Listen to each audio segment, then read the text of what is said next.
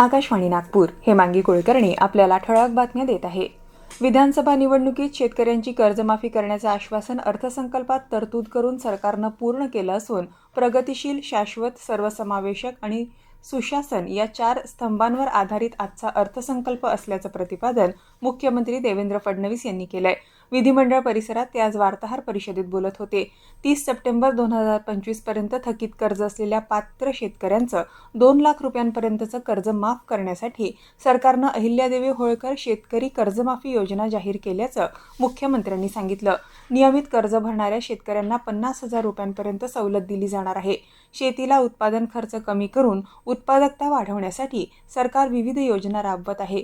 गोपीनाथ मुंडे अपघात सानुग्रह अनुदान शेतमजुरांना लागू करायचा निर्णय घेतलाय। सिंचनाच्या क्षेत्रात भरीव तरतुदी केल्या आहे असं ते म्हणाले।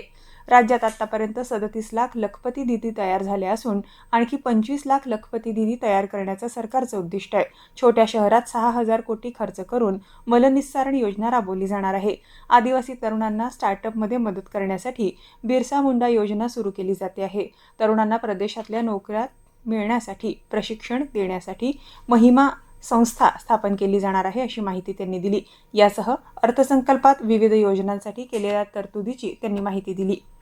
पश्चिम आशियामधल्या अस्थिर परिस्थितीच्या पार्श्वभूमीवर इंडिगो एअरलाइन्सनं तिकीट रद्द केल्यावर कोणतंही शुल्क न आकारण्याचं धोरण आणखी काही काळ कायम ठेवण्याचा निर्णय घेतलाय।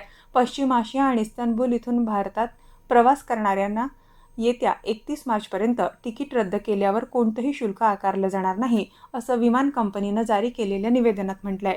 आंतरराष्ट्रीय महिला दिनानिमित्त ज्येष्ठ नागरिक प्रतिष्ठान नागपूर आणि तेली समाज सभेच्या वतीनं मातृत्व आणि कर्तृत्व स्वामिनी तुला प्रणाम या संकल्पनेवर आधारित ज्येष्ठ महिलांसाठी समूह नृत्यनाटिका स्पर्धा बुधवार बाजार इथल्या संताजी सभागृहात उत्साहात पार पडली। या स्पर्धेत शहरातील 10 ज्येष्ठ नागरिक महिला मंडळांनी उत्स्फूर्त सहभाग घेत विविध सामाजिक आणि सांस्कृतिक विषयांवर नृत्यनाटिका सादर केल्या। रामनवमी मिरवणुकीच्या पार्श्वभूमीवर तसंच भूमिगत केबल टाकण्याच्या कामासाठी उद्या शनिवारी 7 मार्च रोजी सकाळी 8 ते दुपारी 12 या वेळेत गणेशपेठ परिसरातील वीज पुरवठा 4 तास बंद राहणार आहे अशी माहिती महावितरणने दिली। या काळात जाधव चौक, गणेशपेठ, ESIC, गाडीखाना, कर्नल बाग, रामजीवाडी, मॉडेल मिल्क चौक, नवी शुक्रवारी आदी भागात वीज खंडित राहील। तसंच सिव्हिल लाईन्स विभागातही काही भागात देखभाल आणि दुरुस्तीच्या कामांमुळे उद्या आणि परवा सकाळी 7 ते 9 या वेळेत 2 तास वीज पुरवठा बंद राहणार असल्याचं महावितरणतर्फे कळवण्यात आलंय। याबरोबरच हे ठळक बातमीपत्र संपलं। या पुढील ठळक बातमीपत्र रात्री 8:42 ऐकता येईल। नमस्कार।